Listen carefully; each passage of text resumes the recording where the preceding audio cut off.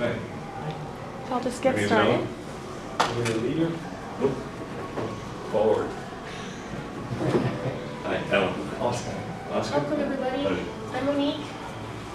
Women make excellent men's advocates. We're good at talking about these issues. It's a lot more comfortable. Sometimes men, it's kind of awkward talking about vulnerable men, you know what I mean? For some reason, like I've convinced so many other women about men's issues, but it just wouldn't come across the same, you know? Like I don't know what it is, but women really effective in this role, I think. In my opinion anyways. You can disagree, you're free to disagree. So yeah, I just started volunteering for CAFE about a year ago. I didn't really expect to get into it. Like I was educated to be a feminist in university, and it was pretty much like appealing to my most basic fears about all kinds of things. And I was told that MRAs are rapists, and I mean they're all just, it's some sort of conspiracy, right? What's the name of it? A men's rights activist, and that's me talking. I want to differentiate. Like I'm allowed to have my opinions. CAFE, they don't want to use that term because it's politically incorrect. I was in the CAFE conference just last September, and they had a bunch of protests from feminists, like just for talking about men's issues. Like it's very offensive, apparently. Was that the one in Toronto? Ottawa, actually, yeah. It was the first CAFE meeting, and I was surprised because there's lots of women there, but they were even like telling me to shut up and stuff. And I'm like, I thought you said you were advocating for women's rights, and I'm like, apparently I'm not even allowed to have an opinion. But, anyways, yeah. So, but like for myself, I call myself an MRA because I'm really interested in the topic and I feel really strongly about it because men are people and everybody deserves their rights, human rights, and to be acknowledged. And I don't see anything wrong with saying, like, if you said children's rights or women's rights, like it wouldn't be controversial. So I don't understand why we all have rights, right? But I do differentiate myself. I'm allowed to have my opinion, but they don't want to use that term for CAFE, but like I'm speaking for me as far as that's concerned. So Canadian Association for Equality, I wanted to welcome you guys and also give you, like I want to have a theme, kind of like where I start up. You guys can talk about whatever you want, but I was going to talk about intimate partner violence because that affected me a couple weeks ago when I saw a guy that was really battered on the street, so that's why I thought I would talk about that theme today. So that's why that says intimate partner violence, but I'll get on. So I'll just talk about me, and CAFE. CAFE, the Canadian Association for Equality, it's about 2 years old now, and they're advocating for gender equality, and they focus on men and boys because just from all the data and statistics, it's pretty clear that that's where gender equality, the new frontier really is with men and boys. So CAFE is committed to achieving equality for all Canadians regardless of sex, sexual orientation, gender identity, gender expression, family status, race, ethnicity, creed, age, or disability. And I find them very, very sincere in that. I mean, the reason why it appealed to me is because I felt like it was the first time that someone actually acknowledged that I was powerful. I always felt like there was this default victim status that nobody ever talked about with feminism, and I just really liked that somebody was finally acknowledging that I have power over my environment, and that's just like way more positive to me than victim status, you know what I mean? So that's why I really enjoy CAFE. So I was a feminist at university, but I worked and traveled a lot after school. I'm pretty political as far as my personality. I have an opinion on almost everything. I work in STEM in a Calgary software company, so I work in science, technology, engineering, and math. I work with a lot of dudes, and I'm used to men. After some months' experience, I realized I don't agree with third-wave feminism on the nature of gender equality. My views may not represent CAFE, so I just want to be honest about that. And that's my email at CAFE if you're interested. And I do a lot of research and thinking, and I find like interesting articles and videos, and so that's why I put the email list. If you guys want to be on my email list, I'll send you something when I find something really neat that I want to talk about. And so other faces at CAFE, we talk about the other two people that I work with on the committee are Carol. She's a great lady, and right now she's working on generating a group of supportive psychologists that can help men, like pro bono, with their there's issues that affect men. For example, a really high suicide rate with men is unacknowledged, and greater dropout rates for men and boys. Especially lately, boys are really falling behind. So there's this whole culture that's evolving post-feminism, and like these millennial age guys are coming up and they're being told that they're patriarchal and that there's like some default original sin for men. It's wrong to be a man. Masculinity is toxic. And so it's not really a surprise to me why the suicide rates are kind of skyrocketing, because it doesn't really match up with reality, you know, what these young boys are being told. And then also there's Dan. So you can ask about Dan. He's running this, he's a PhD in psychology, and I've got some pamphlets on there if you want to go to the men's circle. It's men only.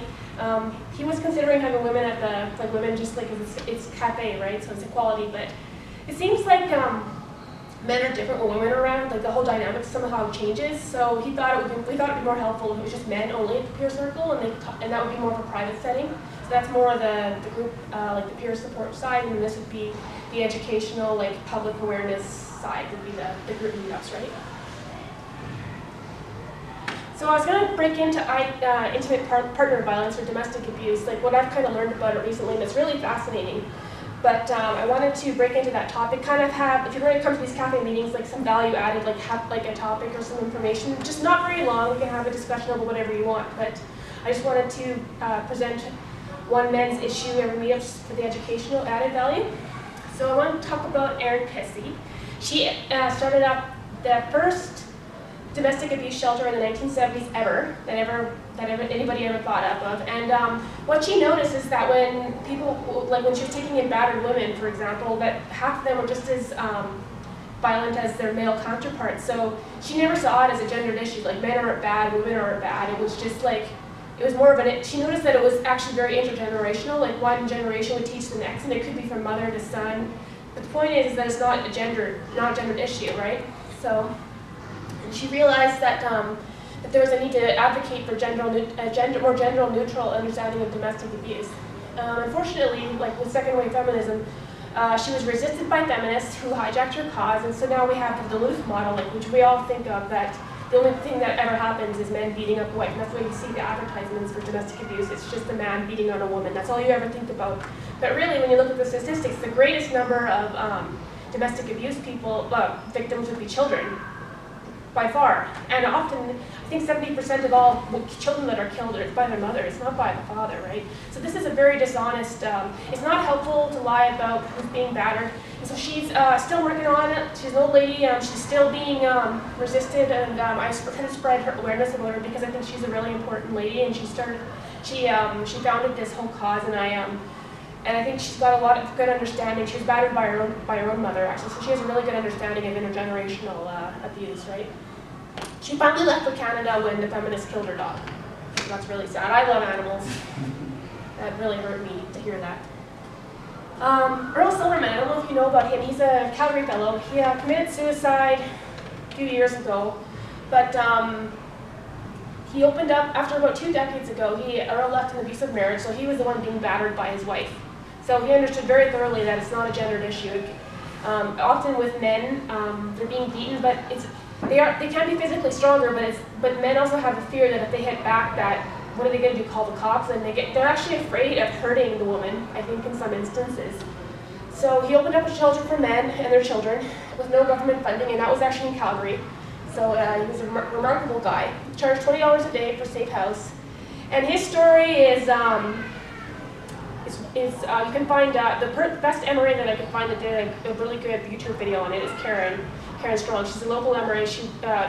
She's probably the best known men's advocate that I've ever seen, and she lives close to it. She lives in Edmonton, and she's fantastic, very effective, and I'm going to show you a short video with her, but they're opening up, she's opening, like her and her she's part of the Honey Badgers, but that's a men's advocate, and it's a bunch of women just like me, and they've got a new room in there. They call it after Earl Silverman, but I don't think he killed himself because he was depressed. I think it was actually a political move to try to expose, because he was turned down. Like, he went to the Human Rights Commission, which I think is a total joke in Canada, and he tried all these things, and you know, it just doors slammed in his face one after the other, and trying to get help for these men.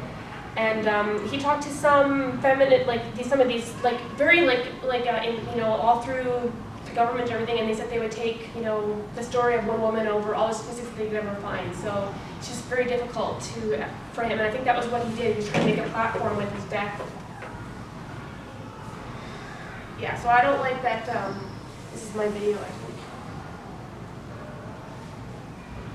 Same with domestic violence. A feminist analysis of the 70s was that if a culture gives men, or I would say any group, but in this case, the example is men as a whole, the entitlement socially or culturally, not just through the law, to beat up women, and the culture says, well, that's your lot, or be a good wife, or put up with it, or be silent, that's a form of taking away rights, or injustice, that is just as serious as if the state takes away your rights. I do think that's an important insight. I would add to you that a woman can beat up a man, a woman can beat up a child. You know, there's no gendering of injustice or cruelty. There is, though. That's Karen. Well, okay, do you mind if I just go ahead, finish this and then... Hey, riot time! Karen, it looked like you wanted to jump in there. I did. You know, like, honestly, in 1904, Theodore Roosevelt started a campaign to bring back the whipping post. And he wanted to bring it back as a punishment exclusively for men who beat their wives. And the reason he wanted to use the whipping post to punish men who beat their wives was because if a man was jailed for wife battering, his wife might suffer hunger or want. And if he was fined for wife battering, she might suffer hunger or want. Okay? But if he got 30 lashes at the public post, he could still go to work the next day, and he could still support her. Right?